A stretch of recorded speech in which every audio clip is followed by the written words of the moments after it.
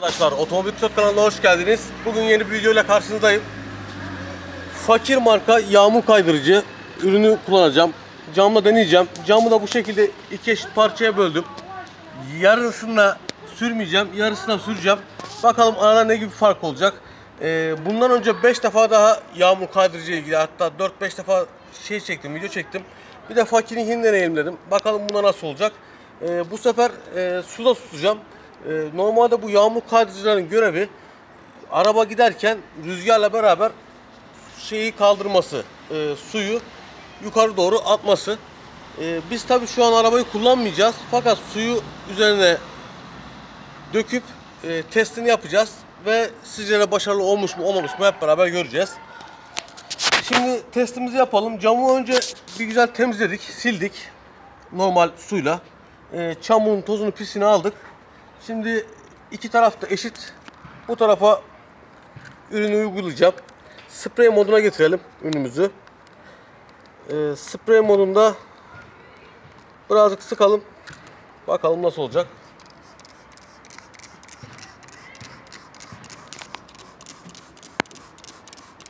Üzerindeki kullanım talimatında ürünü bu şekilde temiz cama sıkıp daha sonra yayın diyor ve 1 dakika kadar bekleyin diyor. Şu şekilde camın üzerine fazla bastırmadan oval hareketlerle yayıyorum. Sağ tarafa.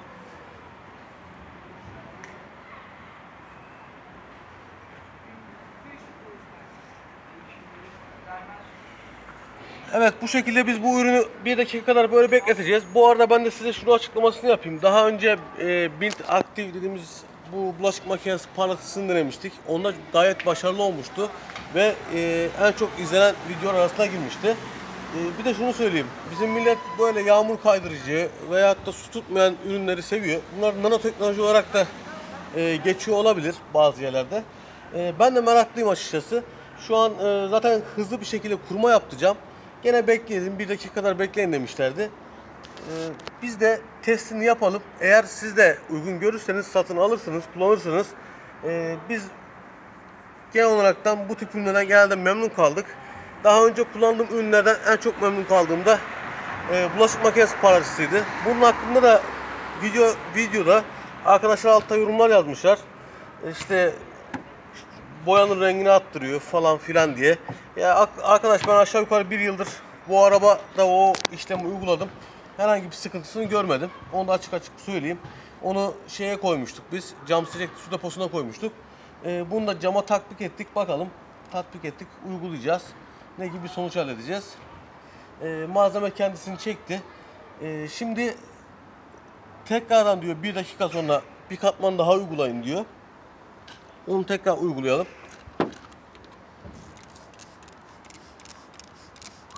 Bu sefer normal silin diyor. Bastıra bastıra. Yani bastıra bastıra derken çok fazla yüklenerek değil de daha yeni biraz daha yüzeysel silmiştik. Bezimizle normal yedire yedire silelim.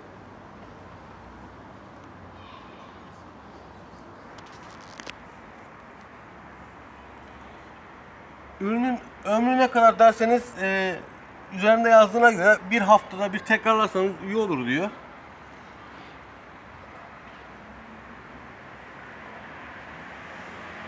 Evet, buraya ürünü yedirdik. Şimdi burayı biraz kurumasını beklerken bakalım sol tarafta ne gibi bir işlem görecek. Normal, gerçi benim aracın su deposundaki kimyasal maddeler gene o etkiyi az çok gösteriyor ama siz daha önce hiç kullanmadıysanız size daha etkili olacağını düşünüyorum. Benim çünkü aracımın su deposunda dediğim gibi yağmur kaydırıcı türevinde bir madde kullandığım için şu şekilde camın üzerine normal bildiğimiz suyu sıkalım. Aşağı doğru su akıyor. Şimdi burada yoldayken rüzgarla bu yukarı doğru gitmesi gerekiyor. Biz de bunu elimizde kompresör olmadığı için ağzımızda üfleyerek göstermeye çalışacağız. Şöyle yakınlaştırırsak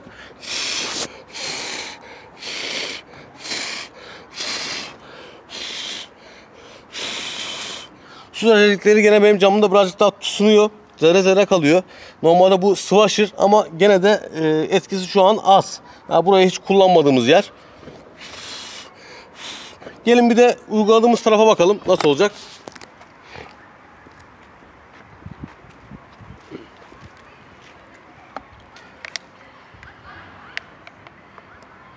Şu şekilde gene suyu bol bol kullanalım.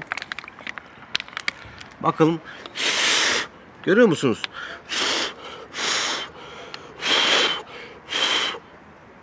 Burada rüzgarı aslında simülte etmiş oluyoruz.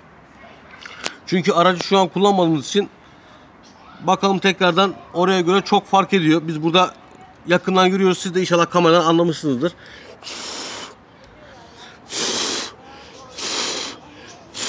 Amaç zaten budur. Suyun yüzeyde tutulmasını engellemek. İnşallah bu video size yardımcı olmuştur. Şu şekilde gene gösterelim. İyice sıkayım buraya. Bir de karşı tarafı iyice ıslatayım. Burası uyguladığımız kısım. Burası uygulamadığımız kısım. Gene dediğim gibi benim aracımdaki su deposundaki maddeler şey yapıyor. Buralara bak, ulaşmayan şeyler, maddeler daha farklı bir görüntü elde ediyor. Oradaki sular devamlı kayıyor. Buradaki sular birazcık daha yavaş kayıyor. Zaten bu yağmurda da rüzgarlı havada da, daha doğrusu rüzgardan araba giderken de daha çok kendini belli edecektir. Bunun da siz farkını görürsünüz. İşe yarar mı? Yarar.